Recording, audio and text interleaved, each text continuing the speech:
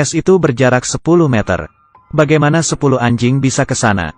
Hanya bisa bergantung pada anjing pemimpin ini. Seppala mengambil dan melemparnya. Togo sampai di seberang. Ia menarik es itu. Dan berusaha. Seppala berteriak semakin kencang. Meluruskan tali. Tapi masih ada Leon dan 10 anjing lain di es. Terlalu sulit. Ini adalah kekuatan penuhnya. Berusaha maju ke depan. Semua anjing mengonggong. Seperti sedang menyemangati Togo. Es sudah mulai dekat dengan daratan. Kali ini semua anjing melompat. Togo si anjing pemimpin ini adalah kisah nyata. Tapi sebulan kemudian, anjing ini sembuh dan penuh energi. Dan agak sedikit nakal. Tidak mendengar perintah Seppala. Ia tidak mau diam di kandang. Suka membuat lubang.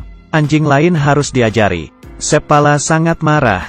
Jika kamu tertangkap, habislah kamu. Keesokan harinya ia membawa batu ke kandang. Aku tahu caramu kabur. Kemudian ia sudah tidak bisa kabur. Tapi jika ini tidak berhasil masih ada cara lainnya. Setelah 7 kali percobaan ia berhasil kabur lagi. Dan merangkak keluar. Seppala menguncinya di bengkel karena kesal. Barulah akhirnya ia bisa tenang. Ia melihat sekitar. Melihat lubang di jendela. Dan mendapatkan ide baru. Berencana kabur dari bengkel. Melalui jendela. Ia memanjat dan melompat dengan lincah. Berhasil kabur lagi. Seringkali tidak patuh. Membuat Seppala murka. Dia pun memberikan anjing itu ke orang lain. Tapi pemilik barunya menyuruhnya diam. Siapa tahu anjing itu bisa kabur. Kemudian ia bertambah berat sekian kilogram. Tidak ada yang tahu sekuat apa dirinya. Lari ke gunung dan hutan. Mendengar suara yang familiar. Ia melihat. Ternyata si anjing. Seppala akhirnya mengalah. Ia membawa si anjing. Tapi anjing ini menolak. Dan malah melompat ke depan. Untuk jadi anjing pemimpin. Kamu bercanda. Seppala membawanya ke barisan belakang. Di sebelah anjing terbesar. Tapi anjing itu memainkan perannya. Seppala terkejut. Anjing ini mampu berlari sangat jauh. Sangat salah jika ditaruh di belakang. Seharusnya ia berada di depan. Kemudian ia dipindah ke depan. Ketika mereka pulang, istri Seppala melihat si anjing berada di barisan depan. Menjadi pemimpin, si anjing yang dulu sakit, yang tidak disukai Seppala, akhirnya membuktikan kekuatannya. Seppala memberitahu istrinya dengan gembira. Dia bukanlah anjing seluncur tapi anjing pemimpin. Ia menatap. Ia pun menamai anjing itu Togo. Semenjak itu Togo selalu berada di depan. Mengikuti kompetisi. Tapi cobaan terberat adalah ketika Togo berusia 12 tahun. Itu adalah umur yang termasuk tua untuk anjing. Penyakit difteri mewabah kota Seppala tahun ini. Anak-anak banyak yang terinfeksi. Obatnya berada di kota berjarak 400 mil dari kota Seppala. Musim dingin akan datang. Dan akan ada badai salju. Pesawat tidak bisa melintas. Kali ini sangat berbahaya. Mereka harus mengambil obat menggunakan seluncur yang ditarik anjing. Melewati 400 mil. Tugas ini sangatlah sulit. Karena mengancam nyawa. Istrinya melarang Seppala untuk membawa Togo. Dia sudah terlalu tua. Tapi Seppala berkata, jika aku tidak membawa Togo, aku bisa saja tidak kembali. Sebelum pagi hari, Seppala akan berangkat. Istrinya mengantarnya pergi. Ia menghampiri Togo. Berkata sambil melihatnya, kamu harus membawanya kembali, oke? Dan kamu juga harus kembali kepadaku. Semua orang di kota mengantar mereka. Tampak khawatir, menunggu, berharap. Ini adalah perjalanan si pahlawan. Meninggalkan kota menerjang badai salju. Badai salju berada di depan. Awan salju dan angin dingin. Togo tidak menunggu dan tidak ragu. Kemudian menerjang badai itu pertama kali. Pertama mereka harus melewati gunung dengan kemiringan 60 derajat. Diterpa angin. Tapi mereka sampai ke puncak. Kemudian ada lembah yang curam. Berlari menuju ke bawah. Mengarah ke tujuan mereka. Angin salju mengenai mata Seppala. Tidak bisa melihat jurang di depannya. Tapi tidak sia-sia membawa Togo. Ia dapat mengendalikan keadaan. Membetulkan seluncur dengan kapak. Tapi terlambat. Ia langsung terjatuh. Semakin cepat dan cepat. Pada saat terakhir, Seppala menancapkan kapak ke tanah. Mereka terhenti. Kurang dari semeter di depan mulut jurang. Seppala berteriak agar Togo lari ke atas. Togo dengan hati-hati mundur. Kakinya licin tapi ia mendapat perintah. Membalikkan badan dan pergi ke atas. Anjing sisanya menunggu. Togo akan memanjat naik, dan ia harus memanjat dengan anjing lainnya. Timnya mulai mendaki perlahan. Tapi mereka tidak berhenti. Akhirnya bekerja. Membuat Seppala senang. Tapi melihat kaki Togo yang terluka, ia khawatir. Tidak ada waktu yang tersisa bagi mereka. Seppala memutuskan melewati permukaan es laut bering. Ini dapat menghemat banyak waktu. Tempat ini sangat dingin. Karena jika didengar, ada suara bongkahan es yang retak setiap saat. Seluncur es dapat membuat permukaan es retak. Dan es di laut melompat keluar. Para anjing sangat ketakutan. Tapi mereka tidak bisa kembali. Para anjing melaju ke depan. Suhunya sekitar minus 40 derajat Celcius. Kecepatan angin 80 km per jam. Wali kota memberitahu surat kabar tentang perjuangan mereka. Berlomba dengan waktu. Membuat orang terkejut. Mereka khawatir apakah obat difteri itu bisa diambil tepat waktu. Dan apakah mereka bisa selamat. Mendapat ide dari masyarakat. Mereka berencana menggunakan sistem estafet seluncur. Membantu Seppala. Tapi mereka tidak menyangka. Seppala akan menyeberangi selat lautan. Kecepatan Seppala melebihi perkiraan mereka. Tim estafet tidak dapat menyamai laju mereka. Maka perjalanan ini sia-sia. Seppala meluncur melewati angin dan salju seharian. Semangatnya sangat tangguh. Ia hanya bisa meluncur bersama Togo.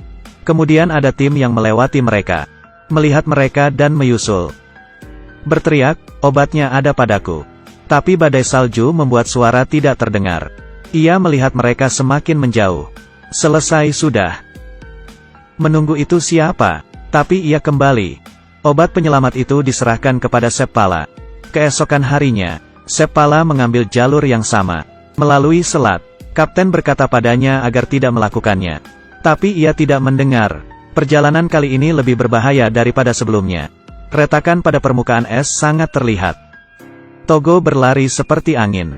Tapi semakin cepat mereka berlari, es semakin cepat retak. Tidak lama permukaan es sudah hancur. Dan ombak mulai mengangkat retakan es itu. Es yang licin. Anjing-anjing itu berdiri dengan tidak seimbang. Masih berlari. Seppala melihat. Sebongkah es jatuh, membuat ombak besar. Jangan melihat ke belakang, dan berlari.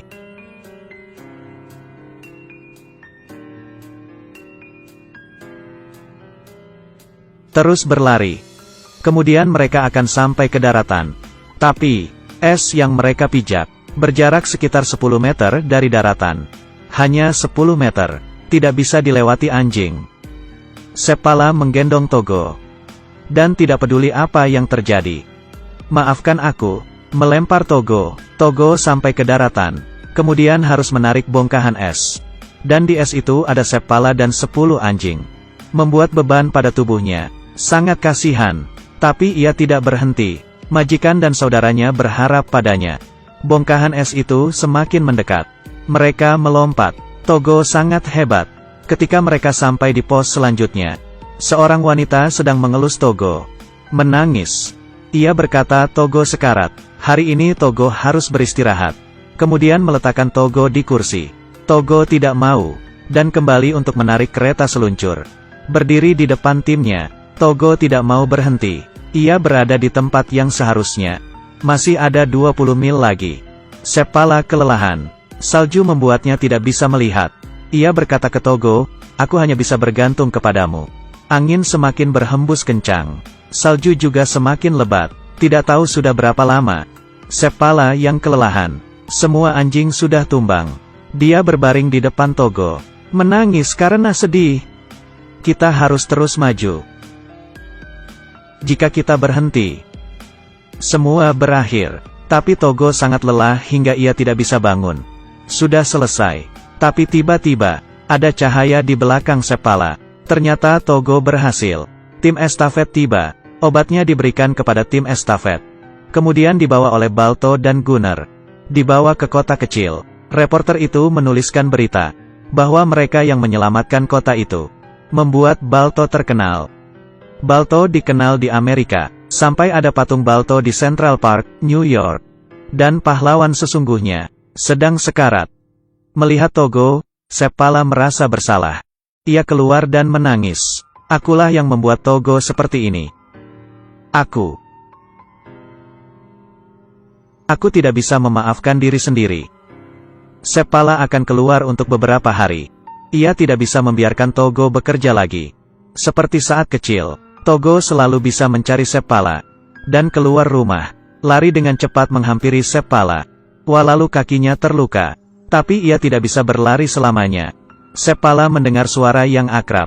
Ia berbalik, seperti melihat Togo 12 tahun lalu.